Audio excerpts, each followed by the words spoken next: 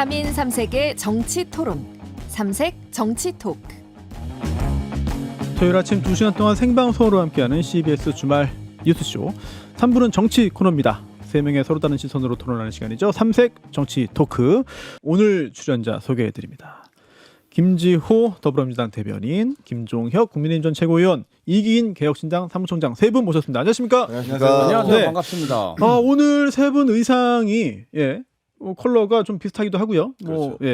오늘 세 분 다 어디 좀 공식 일정이 좀 있으신 거 아닌가? 오늘 오전부터 아닌가요? 여기가 공식 일정이에요. 감사합니다. 네.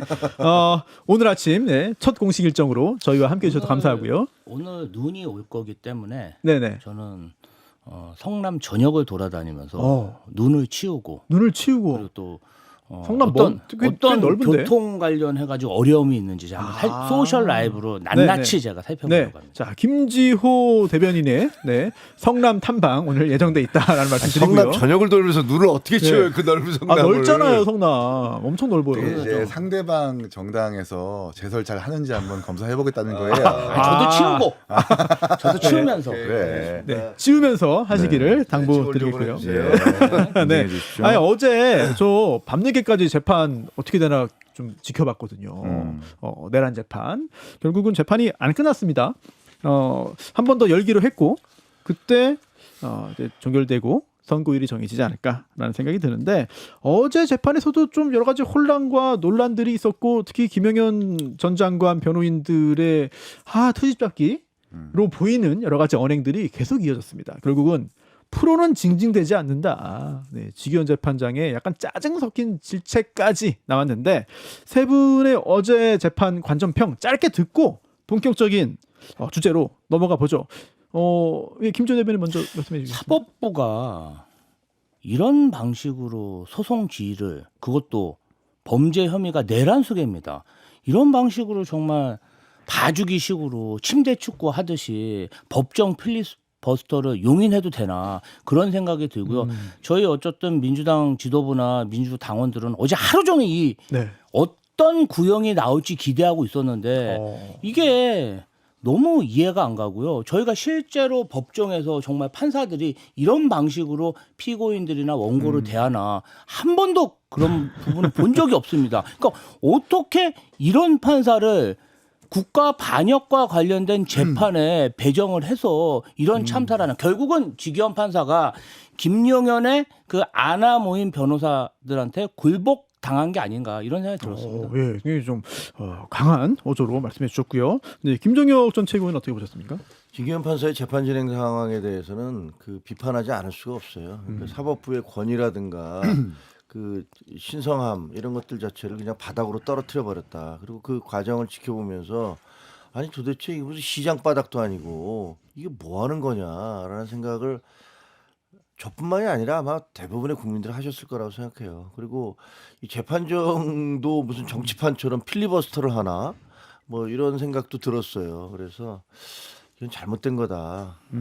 그 사법부의 판결에 대해서는 존중해야 된다는 것이 일관된 입장이긴 합니다만 이번 재판 과정을 통해서 판사님들 진짜 반성하실 때 많다라는 것들을 생각하게 됐습니다. 네, 이기인 사무총장은요? 전 지금까지 진보 진영이 지기현 판사의 재판 운영에 대해서 비판할 때 그 비판에 동조하지 않았거든요. 왜냐하면 뭐 바둑 기사들이 기풍을 가지고 있는 것처럼 각 판사마다 재판을 운영하는 스타일이 분명히 있을 거라고 봤기 때문에 최대한 존중받아야 된다고 생각을 했는데 어제는 좀 많이 아니었습니다. 전 크게 두 가지인데요. 하나는 윤석열 대통령과 김용현 장관, 조지호 청장까지 한 8명의 어제 결심 공판이 있을 예정이었는데 최후 변론, 진술, 서중 조사가 길어질 것을 당연히 예상했었어야 되는 거예요. 예상하고 기일을 한꺼번에 잡는 게 아니라 그들의 뭔가 재판 운영에서의 어깃장을 놓는 것까지 예측을 하고 좀 뭐 이틀에 걸쳐 가지고 결심 공판을 한다든지 하는 충분한 예측을 했었어야 되는데 그런 게 없었다는 건 좀 안타깝고 두 번째는 어제 김용현 장관의 그 이하상 변호사인가요? 정말 어이없는 말들 많이 했거든요. 그동안 계속 그랬어요. 그동안도 그랬는데 어제는 특히 더 그랬습니다. 특검 측에서 윤석열 대통령의 무슨 뭐 호칭을 가지고 윤석열이라고 부르지 말라라는 식으로 말도 안 되는 그 태클을 걸고 또 두 번째는 본인이 좀 일부러 말을 늦게 한 것 같아요. 이 변론과 진술을. 예. 그러니까 특검 측에서 왜 이렇게 말을 느리게 하느냐라고 하니까 난 혀가 짧아서 그렇습니다라고 하는 전형적으로 사법부를 농락하는 말들을 하거든요. 그럼에도 불구하고 사실 재판장의 왕은 판사 아니겠습니까? 그런 걸 강하게 제지했었어야 되는데 그냥 다 들어보겠다라는 심산으로 그냥 아무 제지도 없이 그냥 냅두는 걸 보면서 도대체 뭔가 이 내란 수계 우두머리, 내란 주요 임무 종사자의 재판의 무게감을 도대체 판사가 지금 알고 있는 것인가라고 지적하지 아니할 수 없다라고 말씀드립니다. 네. 지금 지금 이기인 사무소장 말씀하신 것처럼 제가 재판장의 소송 지휘 스타일은 다 다르고 그리고 존중받아야 되고 그렇습니다만 사실 증거 조사를 어제 같은 방식으로 그렇게 하는 거는 사실 굉장히 좀 이례적입니다. 아하. 그런 부분들에 대한 여러 가지 법조계에서의 이야기들이 나올 수밖에 없다. 예, 이런 생각이 들고요. 아무튼 어제 재판이 안 끝났습니다만 다음 재판 13일이죠. 네, 한번 열고 마무리될 것으로 보이니까요. 네, 지켜보도록 하고 그리고 또 이번 주 금요일, 다음 주네요. 네, 다음 주 금요일에도 체포방해와 관련된 선고가 또 예정돼 있습니다. 이제 1심 절차가 마무리를 향해 달려가는 상황인데 법적으로는 1심 절차가 마무리돼 가는 것 같습니다만 정치적으로는 어떻게 되는지 잘 모르겠어요. 일단 장동혁 국민의힘 대표가 비상계엄에 대한 사과를 했습니다. 상황에 맞지 않는 잘못된 수단이었다. 근데 그러면서도 윤석열 전 대통령 그 이름을 언급하거나 뭐 그러진 않았어요. 여기에 대해서도 이거 그냥 하는 척만 한 거냐. 이 정도면은 최선을 다했다. 이제는 새로운 국면으로 가자. 여러 가지 이야기들이 나오고 있습니다. 장동혁 대표의 사과에 대해서도 세 분의 입장이 좀 궁금한데 김조 대변인 어떻게 보셨습니까? 아니 상황에 맞지 않은 잘못된 수단이었다. 불법 계엄이? 아니 국가 반역, 내란 수계를 국가 반역으로 부르지 못하고 내란 수계로 못 부르는 수백억 국고 지원을 받는 공당의 대표 자격이 있습니까? 그리고 정치라는 게 책임 아니겠습니까? 본인이 어떤 결정을 하고 그에 대한 책임을 져야 되는데 장동혁 대표는 그 리더십이 굉장히 우유부단한 리더십을 지금 보이고 있어요. 우유부단하다. 예, 그러니까 이게 유능하고 예. 능수능란한 그런 지도자가 지금 야당에 필요한데 네. 이러지도 저러지도 못하고 양쪽 눈치만 보는 어쩔 수 없이 떠밀려서 이야기는 하는데 그게 양쪽 다 만족시키지 못하는 그런 아주 무능한 리더십의 전형으로 보이고요. 그러면 혹시 유능하고 결단력 있는 야당 지도자 좀 추천 좀 해주세요. 네? 없어요? 김종혁 전 최고위원 빼고. 성남 출신 이기인 총장이 국민의힘은 추천할 수 없다. 예, 네. 근데 이건 뭐냐면은 그 정도 뜸을 들였으면 사람들이 기대를 뛰어넘는 얘기를 해야 돼요. 윤석열과 절연하겠다. 윤석열을 우리 당에서 영구 제명하겠다. 이 정도 얘기가 나와야 국민 대다수나 뭐 여권이나 야권에서 장동혁 대표가 환골퇴퇴하려고 하는구나. 근데 뭐 뜨뜻미진하게 불법 계엄은 상황에 맞지 않은 잘못된 수단이었다. 이걸로 이 얘기는 결국은 송원석 원내대표가 얘기한 거에서 일보도 전진한 게 아니에요. 그럼 왜 이런 시간을 들여가지고 사람들 다 기다리게 하고 이걸 기다리게 했냐. 이런 생각. 그리고 이제 본인들 또 그래요. 사실상 절연한 거다. 사실상 절연. 아니 절연을 왜 절연이라고 못하고. 그러니까 이것은 사실상 절연한 게 아니고 본인의 무능력한 리더십을 만천하에 증명했다. 네. 이렇게 봅니다. 무능의 증명이다라고 강하게 좀 비판을 했는데 김종혁 전 최고위원께 여쭐게요. 사실 고성국 시사평론가가 입당을 했습니다. 그런 상황에서 혹시 여러 가지 논의를 한 결과 아니냐라는 분석도 나오는데 뭐 확인은 안 됩니다만 이 상황 지금 어떻게 봐야 되는가? 그 뭐 전형적인 정치적인 양다리죠, 뭐. 양다리. 그러니까 뭐 우리 연애할 때도 좋으면 좋고 싫으면 싫은건데 그게 아니고 이 사람한테도 좋다고 그러고 저 사람한테도 좋다고 하면서 여기저기 이렇게 그 뭐랄까 연막을 피고 다니는 것 자체는 굉장히 안 좋은 태도잖아요. 인간관계에서도 마찬가지인데 정치적으로도 그런 것 같아요. 그래서 지금 어떻게 보면 고성국 씨를 입당을 시키고 난 다음 날 비상계엄에 대해서 뭐 사과, 그것도 1년이 넘은 다음에 사과하기 때문에 그게 무슨 의미가 있을까라는 생각도 들긴 합니다만. 그다음에 그 다음 날은 또 정점식 그 찐윤이라는 정점식 의원을 정책위 의장에 임명을 하고 그리고 또 그 한동훈 축출과 네. 윤어게인의 앞장서온 조강한 원외 당협위원장을 임명직 최고위원회에 그 임명을 한 거 보면 이게 뭐지? 그러니까 서로 너무 옛날에 이제 노무현 대통령 때 오른쪽 깜빡이 켜고 왼쪽으로 돈다, 혹은 왼쪽 깜빡이 켜고 오른쪽으로 간다 이런 비판이 있었는데 전형적으로 이게 도대체 무슨 사인인지를 잘 모르겠어요. 그렇네요. 네, 그래서 다들 헷갈려하는 것 같아요. 심지어는 이제 뭐 이른바 강성 지지층 극우라는 예. 분들도 예. 거기 보면 성토가 뭐 대단해요. 이걸 왜 사과했느냐? 아 그래요? 예, 윤어게인 하라고 너 뽑아줬는데 네가 감히 윤석열 대통령의 비상계엄을 사과를 해? 그러면서 막 그 공격을 하고 전환기 씨 같은 경우는 부정선거를 인정하고 윤어게인 그 윤석열과 절연 안 하겠다고 하고 한동훈을 쫓아내라. 그러면 내가 너를 지지하겠다. 뭐 이런 와. 얘기까지 하고 있으니까 어떻게 보면 굉장히 혼란스러운 상황을 오히려 네. 당대표가 연출해냈다 이렇게 볼 수 있어요. 사실 이기인 사무총장의 이야기 듣기 전에 지금 한동훈 전 대표 얘기 나왔으니까 그 고소를 했어요. 네, 이호선 위원장이죠. 예, 네. 예, 고소를 했는데 여기에 대해서 또 이호선 위원장이 또 입장을 밝혔고 그 입장 밝힌 게 도대체 이게 약간 좀 당황스러운 그런 내용이기도 하고.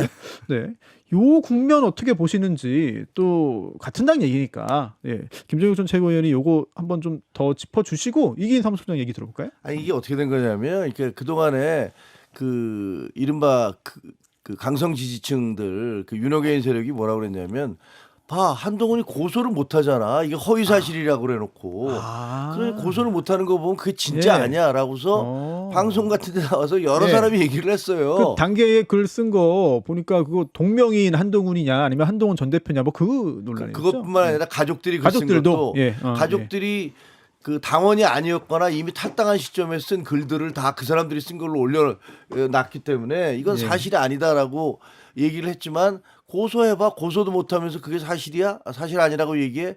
그러니까 그 본인이 사실 전 당대표가 고소하는 것도 좀 모양새가 별로 좋아 보이지는 않아서 참았던 거예요. 근데 그렇게 얘기하니까 그래? 알았어. 고소를 했어. 고소를 했더니 바로 이제 이호선 당무감사위원장이 거기에 대한 반박을 했는데 뭐라고 했냐면요. 그 한동훈 대표라는 동명이인이 쓴 것을 진모라는 장인이 쓴 걸로 조작을 그러니까 이름을 바꿔서 올리고 그다음에 당원에 가입하기도 전에 쓴 글들을 올렸던 그런 이유는 당사자에게 반론과 소명의 기회를 주기 위한 것이다. 이것이야말로 당무감사가 얼마나 객관적이고 공정하게 진행됐는지를 보여주는 것이다. 이런 글을 올렸어요. 잘 납득이 안 되네요. 그러니까 이 얘기 무슨 얘기냐면요. 거꾸로 얘기하면 내가 너를 강도라고 주장했던 것은 네가 강도가 아니라는 걸 하도록 기회를 주기 위해서 혹은 내가 너를 성폭행범이라고 공격한 것은 네가 그렇지 않은 사람이라는 것을 소명할 기회를 주기 위해서 그렇게 한 것이다. 그러니 나는 객관적이고 공정하다. 이런 주장인 건데 이게 논리적으로 말이 되나요? 사실 좀 어떤 상황인지 완벽하게 파악이 안 됩니다만 이걸 해명이라고 하기에는 약간 좀 어렵지 않냐 이런 생각이 듭니다. 이긴 최고위원 요 사안들 전체적으로 어떻게 보세요? 일단은 뭐 개별적인 당기 시판의 어떤 글이라든지 이런 것들을 소소하게 따지기 시작하면 한도 끝도 없어가지고 여기에 뭐 각계 뭐 개별적인 평가는 좀 안 하겠습니다. 다만 이 사안이 좀 끝까지 안 가도록 이제 좀 두 분이 정치력을 발휘하셨으면 좋겠어요. 윤석열 정권에서 그렇게 정치력이 없어서 이재명 뭐 대표도 안 만나고 야당과의 협조도 안 구했다라는 그 평가가 횡행했었던 가운데 지금 국민의힘 내부에서도 사실 이 하나 문제 못 풀어가지고 좀 싸우고 있는 것 아닙니까? 또 법적 공방까지 가고 있는 상황에서 그 누군가 한 명이라도 좀 먼저 만나자. 단계 시판 문제 어떻게 정무적으로 해결할 거냐, 어떻게 입장 표명을 할 거고 어디까지 우리 당에서 피해가 안 가게끔 뭔가 좀 정무적으로 판단해야 될 거느냐라는 그런 정치력을 발휘해야 될 때라고 좀 보거든요. 계속해서 법적에서 뭐 사법적으로 판결을 구할 게 아니라 그런 부분들을 좀 두 분이 모색하셨으면 좋겠다는 좀 조언 아닌 조언을 좀 드리고 싶고요. 장동혁 대표의 사과에 대해서는 저는 크게 세 가지 정도로 구분해서 보는데 첫 번째는 윤석열 대통령과 김건희 여사의 절연 메시지가 없다는 것은 매우 안타깝다. 그러니까 물론 말로써 절연이 되는 것은 아니지만 어쨌든 그 황당한 계엄을 통해서 지난 정권을 망쳐버린 이 윤석열 김건희 여사와의 절연을 통해서 국민의힘이 더 미래로 나아갈 수 있다라는 그 인상을 줘야 된다고 생각하거든요. 근데 그런 게 없다라는 것은 매우 안타깝다고 생각을 하고 또 한편으로는 계엄에 대해서 사과를 했습니다. 네. 이 부분들은 사실 평가할 부분이 분명히 있다고 생각을 해요. 그 기준은 제 개인에 대한 기준이 아니라 아까 우리 김종혁 최고 말씀하셨던 극단적인 지지층 그리고 유튜버들 사이에서 반응이 매우 안 좋습니다. 이런 걸 보니까 국민의힘과 지금 극단적인 지지층을 약간 좀 띄어내놓는 효과는 있는 것 같아요. 그런 부분들에서 평가할 만하고 마지막 세 번째는 예. 쇄신안인데요. 쇄신안. 청년 정당, 네. 네트워크 정당, 약자와의 동행 뭐 이런 것들 얘기하는데 이거 너무 그렇죠. 당연한 말이거든요. 정당마다 지금 당연히 하는 것이고 해야 될 것이고 하는 것들인데 이걸 굳이 뭔가 새로운 쇄신안인 것처럼 말씀하시는 것은 좀 동떨어지지 않았나. 네. 그리고 진정성을 의심하는 것은 분명히 있습니다. 아까 그 정무실장부터 지명직 최고위원까지 찐윤 내지는 윤석열 대통령의 탄핵에 대해서 불법이고 체포도 불법이다라고 표현하는 사람들을 주요 요직에 앉혔다라고 하는 것은 그 계엄의 사과라는 메시지와 배치되는 것이거든요. 네. 이런 부분들은 진정성적으로 좀 의심받을 수 있다는 말씀을 드리고 제가 네, 당원 김조 게시판 대변인. 관련해서 세 가지 좀 네. 짚어서 말씀드리면 좋습니다. 첫 번째는 첫 번째. 아니 공당인 국민의힘 당무감사에서 조사를 했는데 그 전 대표가 고소를 할 정도로 그렇게 부실하고 조작된 공표를 할 수 있나 이거 굉장히 큰 문제라고 생각합니다. 그리고 두 번째는 네. 결국 이 당원 게시판 논란의 문제는 한동훈 전 대표의 자녀와 배우자와 장인 장모가 어떻게 똑같은 글을 똑같이 가족들이 쓸 수 있냐 이거죠. 그리고 어떻게 똑같은 IP에서 나올 수 있냐 이것에 대해서 한동훈 전 대표가 해명을 해야 되는데 한동훈 전 대표는 이렇게 얘기했습니다. 네. 가족들이 썼고 나는 나중에 알았다. 많은 정치권에 있는 인사들은 가족들이 안 썼다고 보는 거예요. 명의를 도용당한 거지. 그럼 그것에 대해서 명확히 설명을 해야 되는데 그거에 네. 대한 설명은 없습니다.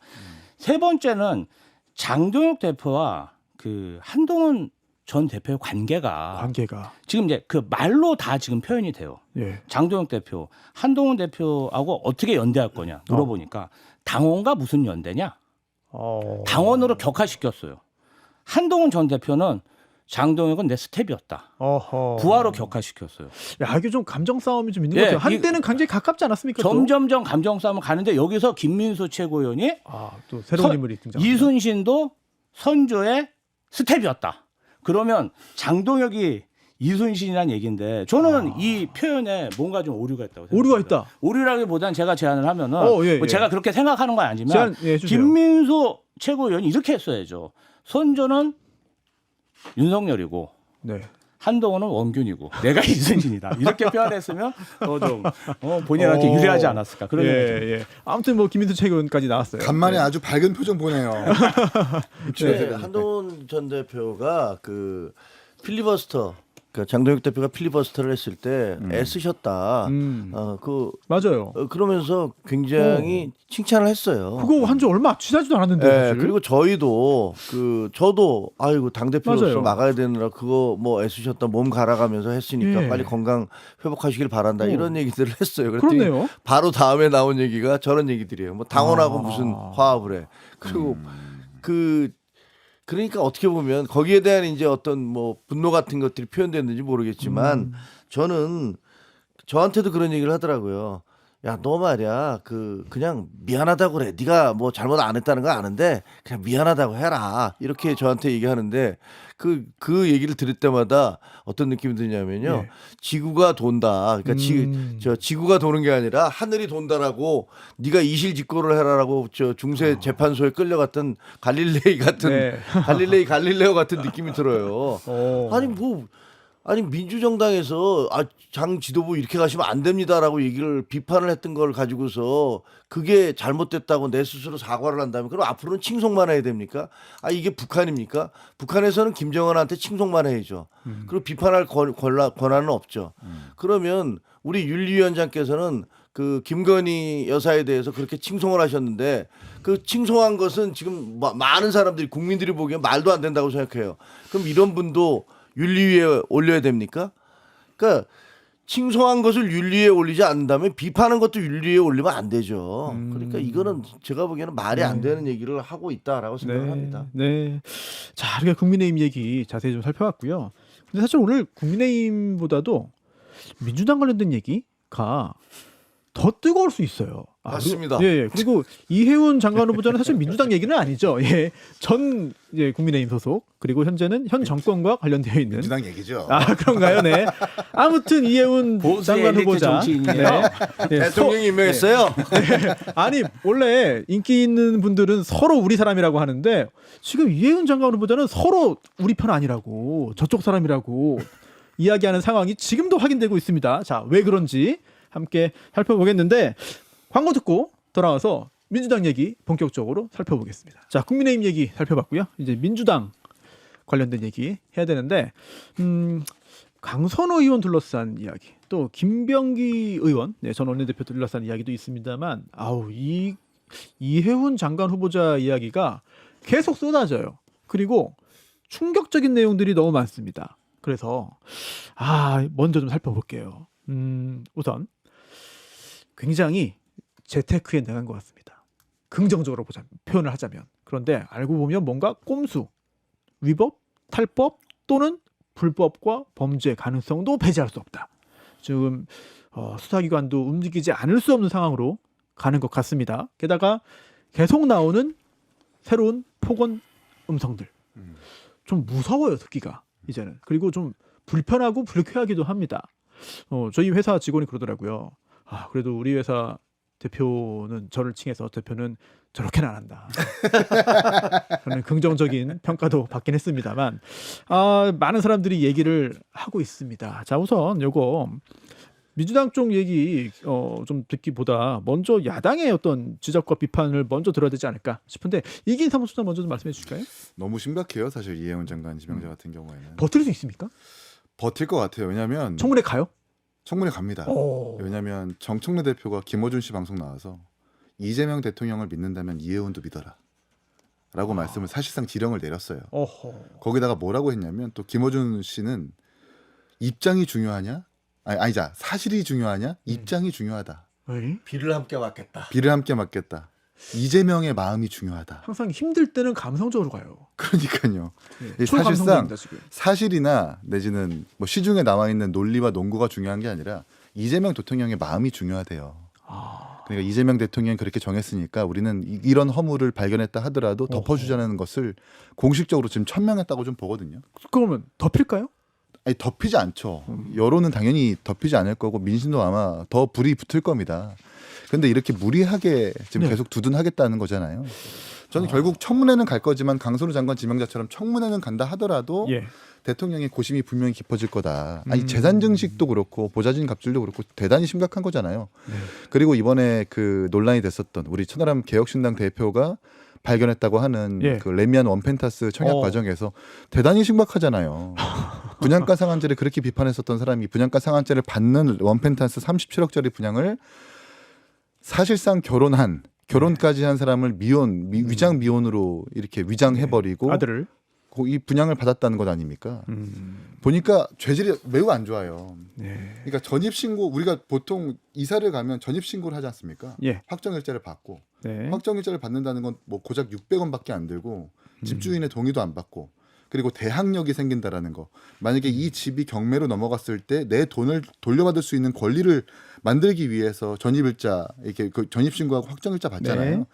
근데 이 이해훈 후보자는 그 장남이 전셋집을 구하면서 전세권 설정 등기를 했다라는 겁니다. 전입신고를 안 하고.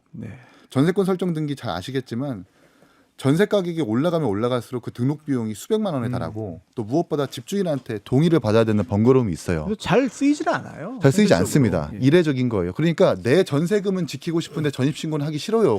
이거든요. 이것만 보더라도 사실은 뭔가 그 부모님의 이 로또 청약을 위해서 대놓고 사실 위장 전입 내지는 위장 미혼을 하려고 한 것이다. 이 의혹도 의혹이고 보좌진의 갑질도 그렇고 아들들의 이 대부업 투자도 그렇고 또 국민의힘에 있었을 때 구의원들한테 삭발 강요한 것도 그렇고 논란이 지금 한두 가지가 아니거든요. 근데 단지 이것을 대통령이 협치를 위해서 그냥 지명했으니까 봐달라. 그리고 국민의힘에 있었을 때 일어난 일인데 당신들의 검증 부실 아니냐.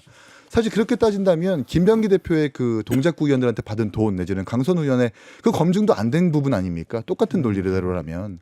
그러니까 이거는 사실 진영을 왔다 갔다 하면서 공론화됐기 때문에 언론의 검증이 들어가니까 밝혀진 사실이라고 좀 보고 대통령께서 진짜 협치를 바란다면 이런 사람들은 지명 철회하고 영수회담 열어가지고 야당 대표한테 좋은 실력이 있는 경제통합문 추천해달라라는 그 정상적인 방법을 그렇게 협치를 해야지 이런 식으로 논란이 많은 사람들을 우격다짐식으로 지명하는 것은 저는 네. 맞지 않다는 말씀드립니다. 네. 그리고 또 아까 그 청약 가점 때문에 실제로 결혼식 올렸지만 뭐 혼인신고 안 하고 계속해서 부양가족으로 두고 이런 꼼수 아니냐 이런 지적들이 나오고 있고 또 그러다 또 해명 내놨잖아요. 주중에는 세종에 있었고 주말에는 우리 집으로 왔다. 근데 그러면은 신혼집을 언제 갔냐라는 또 의문이 또 제기되는 그런 상황에서 저 김정혁 전 최고위원께도 이것도 여쭙고 싶어요. 사실 국민의힘 내부에서 당연히 뭐 이제 상대 진영으로 갔다고 보고 뭐 비난하는 거는 뭐 당연하겠죠. 그런데 원래 그런 사람이었다. 우리도 다 그런 사람인 거 인상 알고 있었어. 이게 변명이 되는 건가 좀 약간 좀 의문이긴 해요. 진영을 초월해서. 그러면은 애초에 국민의힘에서 여러 번 공천도 받고 실제로 중요한 역할도 했는데 그러면 그때는 왜 지적 안 했어? 왜 모른 척했어? 왜 감싸줬어? 그러다가 지금 지적하는 건 왜 그러는 거야? 등의 의문을 좀 제기할 수밖에 없잖아 싶습니다. 근데 이혜원 의원이 굉장히 이제 좀 버럭버럭 하신다. 그러니까 속된 말로. 그리고 감정 컨트롤 잘 못한다라는 거는 알려져 있던 얘기예요. 근데 사실 이렇게까지 구체적으로 뭐 장난 그 예를 들면 자기가 자동차를 사는데 렌트를 받은 다음에 그것을 어떻게 또 뭐 돌려서 다시 뭐 분양을 받는 식으로 사는 식으로 꼼꼼해요. 한다라든가 아니면 장남의 그 결혼 신고를 하지 않은 상태에서 청약 가점을 받는다든가 이런 거 어떻게 알겠습니까? 제대로 알 수가 없는 건데 그렇네요. 사실 이게 그동안은 그 처음 시작은 야 이렇게 소리 지르는 그런 갑질 네. 그리고 정치적이고 윤리적인 비판에서 시작된 거잖아요. 그 인성 문제 뭐 이런 네. 것들 논란이 시작되는데 지금 이제 법률 문제로까지 이게 전이 되고 있잖아요. 일이 커졌어요. 이게 허위로 지금 신고한 거 아니냐. 그래서 부당한 재산상의 이득을 취한 게 아니냐라는 논란까지 가고 있기 때문에 이게 결코 쉽지 않다. 근데 저는 청문회까지는 갈 것 같아요. 그래요. 청문회까지는 가는데 저 대통령실에서 이런 걸 생각하는 것 같아요. 야 우리가 국민의힘 사람 끌어왔는데 아무것도 방어해주지 않고 그냥 헌신짝처럼 버리면 다음에 우리가 국민의힘 끌어올 때 못 끌어와. 그러니까 우리가 최대한 방어하는 모습을 보여줘야 돼. 근데 문제 없는 사람을 끌어오면 되는 거 아닙니까? 그렇죠. 그런데 그런 사람 별로 없잖아요. 그래요? 다 이거 굉장히 뒤집어 보면 굉장히 좀 위험한 말씀이셔가지고. 아니요. 사실은요. 저 장관 임명할 때마다 이렇게 오퍼를 하면 안 하겠다는 사람들이 많다는 거예요. 그러니까 내가 이거 도저히 견뎌낼 수가 없다. 그리고 이제 우리가 너무 급격한 변화 사회 속에서 살아왔기 때문에 과거에는 일반화 그냥 예를 들면 위장 전입이나 이런 거 그냥 다 받아줬는데 이제는 안 되잖아요. 이런 것들이 다 문제가 되는 것도 굉장히 많아요. 맞습니다. 그러다 보니까 뭐 안 하겠다라는 사람까지 나타나는데 제가 보기에는 이제 청문회가 들어가면 민주당은 그럴 것 같아요. 국민의힘 니네가 열심히 공격해봐. 니네 출신이잖아. 이러면서 방어는 안 해주고 이러면서 망신 왕창 당하게 만들고 그다음에 야 우리가 방어해 주려고 그러는데 어쩔 수 없다. 이렇게까지 되니까 이러면서 날리는 수순으로 가지 않을까. 그래서 결국은 이제 이혜원 저 후보자는 양쪽 모두로부터 버림받는 그런 이상한 상황을 겪지 않을까. 그렇게 예상이 되는데 이건 예상이니까 뭐 틀릴 수도 있죠. 자, 이렇게 양쪽에서 버림받는 상황 사실 굉장히 좀 뭔가 개인에게는 당사자에게는 최악의 상황이 아닌가. 최악의 상황. 그리고 그동안 알려지지 않았던 구체적인 과거의 어떤 여러 가지 행적들이 알려지면서 비난을 받고 가족들까지 함께 이제 언론에 오르내리고 이런 것들 예상하지 못했을까요? 전혀 예상하지 못했을까요? 김조 대변인 어떻게 보십니까? 예상할 수 있죠. 본인이 국회 의정 활동 12년 했으면 상임위 청문회 매번 가서 다른 공직자들 인사청문하고 국무위원들에게 송곳 같은 질문하는 게 그게 직업인 게 국회의원들입니다. 그런데 나는 저런 사람들한테 물어보고 다른 사람은 나한테 질문하지 않을 거라고 생각하는 것 자체는 그것은 저는 온당치 않다고 생각합니다. 국민의힘에서도 이해운 후보자의 자질이 저럴 줄 몰랐다고 하는데 네. 이재명 대통령과 이재명 정부가 어떻게 알았겠습니까? 아, 그 대통령인데 알아야죠. 저희도 보수당에 네. 20년 5번 공천 받았기 때문에 예. 이 정도로 어마무시하게 논란이 네. 터질 거라는 상상도 못했는데 어찌 됐든 진영을 결별하고 이재명 정부에 동참하겠다고 온 엘리트 정치인이기 때문에 저희로서도 참 난감한 부분이 있습니다. 또 정부 여당이 돼가지고 대통령의 어떤 인사권을 존중해야 되는 것도 맞지 않겠습니까? 그래서 지금은 이해운 후보자의 해명과 네. 또 국민적 어떤 이해를 구하는 그 과정을 지금 지켜보고 있는 상황이다. 다만 과거에 보면요, 네. 금품, 금품, 그다음에 갑질, 갑질. 성비위, 요게 사실은 국무위원들 낙마하는데 굉장히 큰 요인이었어요. 근데 이번에 뭐 벌써 여러 개가 나온 거 아닙니까? 그렇죠. 네. 그리고 더 추가된 게 추가. 대학 입시, 취업, 주택 청약입니다.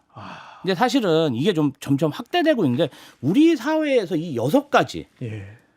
그러니까 사실은 이게 공정해야 되잖아요. 병역 문제도 있습니다만 여기는 해당 그렇죠. 사항이 없고요. 예를 들면은 인턴 비서관한테 굉장히 폭언을 저지른 것들, 네. 이것은 본인이 통렬하게 반성하고 당사자한테 정말 무릎 꿇는 사과라도 해야 된다고 생각합니다. 진짜로. 그러면 어느 정도 뭔가 국민적 이해가 또 바뀔 수도 있어요. 가능성이 있어요. 당사자가 네. 용서하겠다는데 네. 국민들도 용서하지 않겠습니까? 물론 이제 그 생각은 강요할 수는 없겠지만, 그런데 네. 주거 관련해 가지고 청약 관련해서 지금 꼼수를 써 가지고 고가 아파트를 네. 분양받았다. 이것은 저는 정말 철저히 본인이 소명해야 된다고 생각합니다. 아니, 그리고 야. 아들이 정말 세종에 있다가 주말에는 그 어머니랑 같이 살았다면 카드 대금이나 어허. 핸드폰 사용 내역이나 이런 걸 보면 알 수 있잖아요. 그 주차 기록도 보면 다 나옵니다. 그게. 오. 그런 걸로 철저히 소명해야 예. 되고 예. 진짜로 또 결혼식 사진이 있나 없나 이것도 확인해야 돼요. 네. 아니 결혼식을 해놓고 예, 예. 이게 이상하잖아요. 그래서 오. 그런 것에 대해서 아직 소명이 안 됐기 때문에 저희는 좀 기다리고 있습니다. 당 대표는 지금 보호해주겠다는데 지금 대변인이 나와서 그러시면 어떡해요? 그러니까 큰일 났네 소신 이거. 있다. 어떻게 아니 하려고 근데 또 그래? 이 정치인의 소신 아니겠습니까? 소신이에요? 제가 소명을 해달라고 했지. 그렇네요. 제가 뭐 어떻게 거취를 표명하라고 했습니까? 저는 그런 얘기 안 했고 그렇네요. 대통령의 인사권을 존중한다고 분명히 예. 말씀드렸습니다. 문제는 많은데. 아니 이것에 대해서 소명해야죠. 그럼 이것에 대해서 제가 정부 여당이라고 소명하지 말고 덮고 가라 그럽니까? 알겠습니다. 그건 아니죠. 박수. 네. 야, 그래서 그러면 청문회까지 갑니까? 청문회에서 들어야죠. 청문회에서 듣자. 들어야죠. 야, 그렇네요. 네. 청문회 관심이 엄청 폭발하지 않을까? 만약 한다면. 그러니까 지금 네. 제가 말씀드렸잖아요. 민주당은 커버 안 해줘요. 지금 저렇게 하듯이. 예. 그러고서 이제 국민의힘에서 계속 공격하겠지. 그러면 이제 우리가 어쩔 수 없는데 커버가 말이야. 안 뭐. 돼요. 왜냐하면 예. 어쨌든 국민의힘에 5번 공천받으면서 검증이 안 됐다라는 논리가 가능하긴 한데 그러면 대통령실의 검증 기능은 어떻게 된 거냐. 그러니까요. 윤석열 대통령 때 사실상 문재인 정부 때는 대통령실에서 검증하다가 윤석열 정부 때 법무부로 가져와가지고 되게 많이 비판을 했었거든요. 그래서 날선 검증을 하겠다라고 정권 출범할 때 약속을 했는데 그러면 대통령실의 검증 기능은 그냥 국민의힘에서 5번 공천 받았을 때 검증했으니까 된 것이냐라는 반문이 가능하고 차라리 이럴 거면 장관 지명 말고 네. 국민연금 이사장 이런 걸로 가라. 인사청문회도 필요 없고 재산 증식에 예. 특화되어 있는 거잖아요. 이런 정도의 논리면 국민연금 증식 가능하다. 그 이미 지명됐어요. 뭐 사람이 뭐 임명이 됐는데 그것을 그렇게 얘기하시면 안 돼요. 사실- 특정 기간은 그렇게 찍지 마세요. 사실 예. 이해운 우리 장관 지명자가 스스로 사퇴하는 게 가장 옳아요. 어쨌든 진영을 넘어가겠다라는 결단을 했고 그 넘어가겠다는 대상의 정권에서 부담을 안 받으려면 정권에서 스스로 지명 철회하거나 당에서 압박하려고 하게 하는 것이 아니라 스스로 자진 사퇴하는 것이 그게 맞다, 옳다라고 좀 보여집니다. 예. 이렇게 이해운 장관 후보자 지명도 상당히 큰 신선함과 충격을 함께 줬는데 그 후에 국면도 많은 국민들이 관심 갖고 지켜볼 수밖에 없게 만드는 그런 상황인 것 같습니다. 자, 민주당 얘기 지금 이해운 전 장관 후보자뿐만 아니라 강선우 의원과 김병기 의원 관련된 얘기도 쏟아지고 있습니다. 특히 어제였죠. 김경 서울시 의원 지금 미국에 나가 있고 그리고 미국에서 CES에서 목격되면서 아니 거기 왜 갔지? 혹시 이거 정말 그 일정 때문에 나간 건지 아니면 일단 도피성으로 출국했는데 도피라고 보이지 않기 위해서 거기 참석한 건지 저는 모르겠어요. 저는 모르겠는데 아무튼 미국에서 목격됐고 자술서를 제출했답니다. 네. 강선우 의원에게 1억 원을 줬다. 그런데 금방 돌려받았다.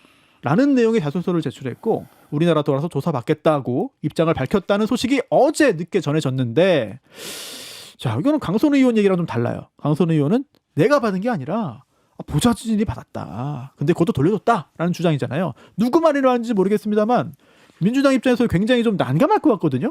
민주당 먼저 민주당 얘기를 한번 좀 들어보죠. 예. 네. 우선은 뭐 이런 논란이 있는 것 자체에 대해서 굉장히 송구스럽고 죄송스럽게 생각합니다. 지금 말씀하신 것 중에 제가 언론에 확인한 바로는 네. 김경시 의원 진술서에도 네.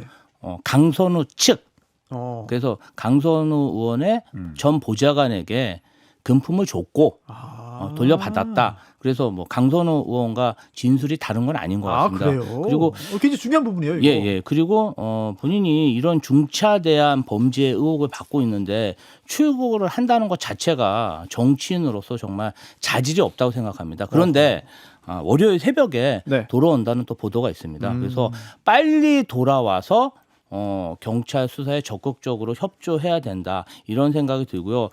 저는 사실은 강선우 의원 그다음에 김경 시의원이 이런 진술서를 냈다고 했을 때 네.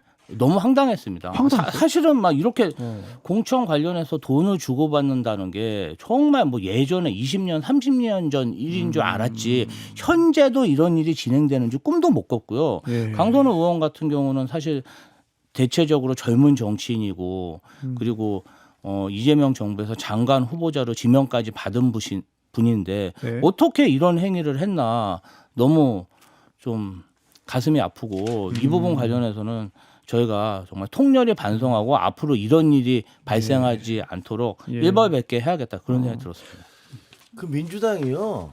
그 깨끗한 척 좀 그만했으면 좋겠어요. 어허. 맨날 말이야 우리 당에서 어떻게 이런 일이 벌어지는지 뭐 통탄할 지경입니다.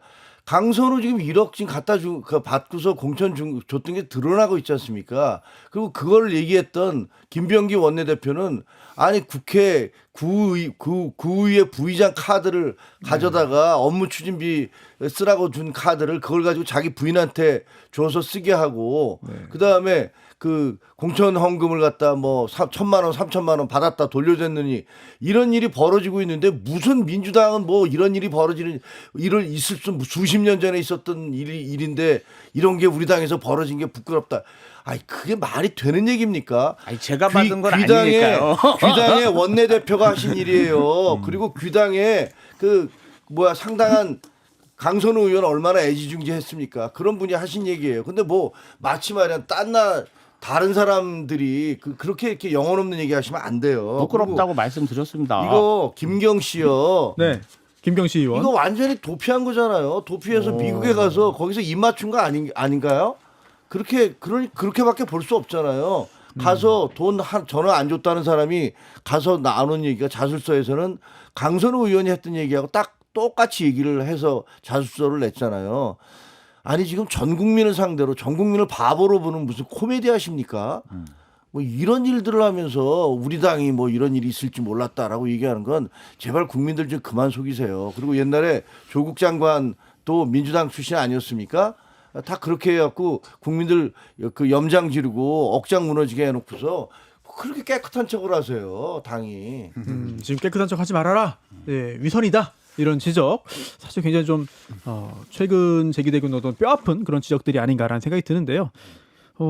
이제 3당 그리고 또 거대 양당을 모두 또 감시하고 지켜보는 그렇죠. 개혁신당 이 입장에서는 사안을 가장 객관적이고 네, 개혁신당 objektiv으로 예. 바라볼 수 있는 이런 입장에서 근데 또 요것도 한번 좀 먼저 말씀드릴게요. 왜냐하면 아니 개혁신당은 출마자 모으는 것도 힘든 거 아니냐. 그렇죠. 예. 정당 지지율이 낮으니까. 근데 이제 그런 정당 지지율이 낮은 정당에서 선거 출마해가지고 만약에 당선이 되면 큰 두 정당보다 더 의미 있는 오. 값진 성과라고 좀 봅니다. 네. 제가 그랬었고 지금 출마를 준비하는 분들이 그렇기 때문에 뭐 그런 저희의 길을 가겠다라는 약속을 드리고 네. 그러니까 1억을 받았다가 돌려줬다라는 진술서를 냈다라는 거 저는 이거 믿지 않아요. 왜냐하면 최근에 이제 김경시 의원이 외국을 나가기 2달 전에 자신의 시의회 사무실에서 컴퓨터를 포맷했다라는 사실이 보도되기도 했고 또 어저께인가요? 텔레그램을 탈퇴했다가 다시 가입했다라는 그것까지 보도가 되면서 사실상 그간의 시간 동안 말 맞추기 내지는 증거인멸을 한 거 아니냐라는 의혹을 좀 받고 있는 거거든요. 그리고 무엇보다 김경시 의원으로부터 돈을 받았다라고 지목됐던 남모 사무국장이 자기는 돈 받은 적이 없다라고 이야기하고 있어요. 네, 경찰 조사 받고 갔죠. 돈을 돌려줬다 내지는 돈을 받았다라고 하는 강선우 의원, 김경시 의원과 말이 배치가 됩니다. 그러면 보통 이럴 때 혐의가 안 맞거나 혐의를 부인하거나 할 때는 강제 수사에 돌입하는 거거든요. 근데 지금 보세요. 김병기 대표와 관련된 그 동작경찰서인가요? 그 수사기관이 네. 강선우 의원도 그렇고 수사를 거의 안 해요. 수사를 안 합니다.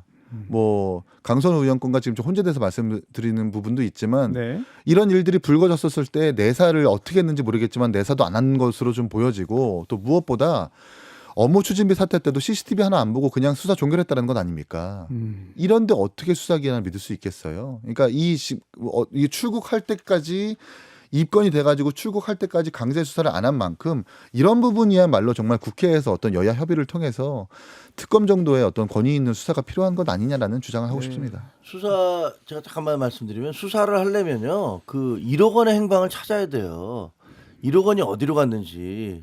근데 지금 돌려줬다라고 얘기하는데 뭐 그게 그래서 어떻게 입을 맞췄는지 모르겠어요. 뭐 현금으로 줬다, 현금으로 받았다고 얘기하려고 이제 그 돌아와서 그렇게 다들 입을 맞췄는지 모르겠습니다만 그러면 다 이 사람들 통화 기록, 해외 통화 기록 같은 거 가서 김경희 해외에 나가서 누구하고 통화했는지 아마 다른 사람 핸드폰 갖고 했겠죠. 본인 핸드폰 갖고 하지는 않았을 테니까.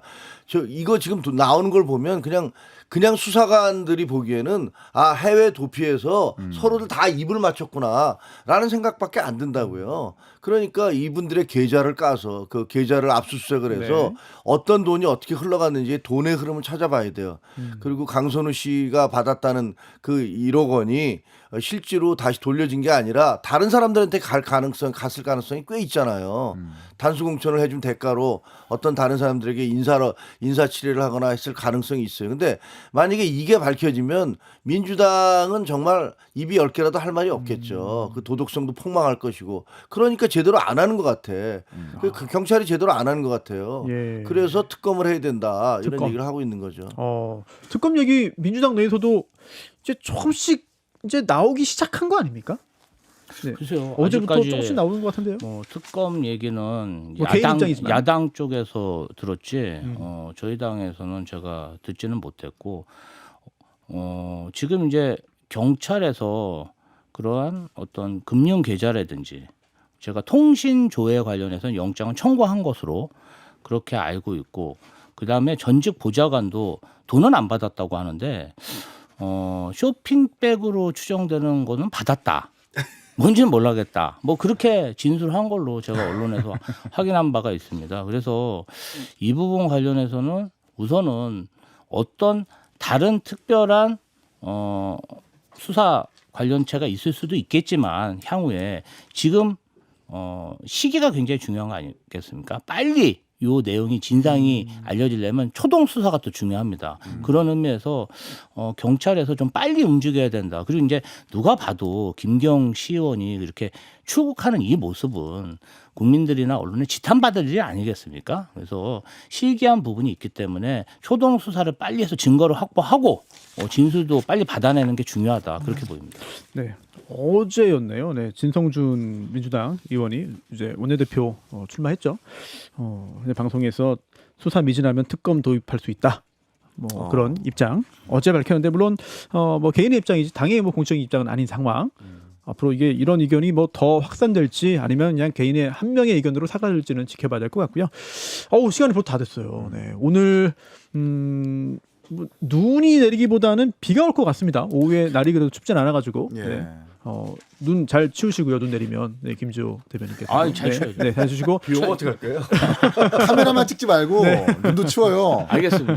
네. 명심하겠습니다, 네. 총장님. 그리고 김종혁 전 최고위원과 이기인 사무총장도 즐거운 주말 그리고 보람찬 주말 보내시기 바라면서 저희는 또 다음에 뵙겠습니다. 지금까지 김조 대변인, 김정일 전 최고위원, 이기인 사무총장 세 분과 함께했습니다. 고맙습니다. 감사합니다.